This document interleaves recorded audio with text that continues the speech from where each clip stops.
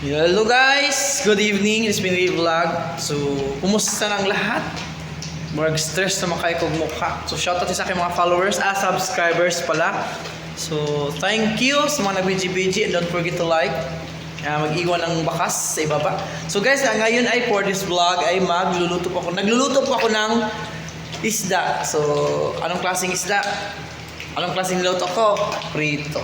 So, thanks for watching. Guys, ang niluto ko, sarap. Prito. Tapos, yun. Ito. Ayan, ito nang niluto ko guys. Tapos, rice.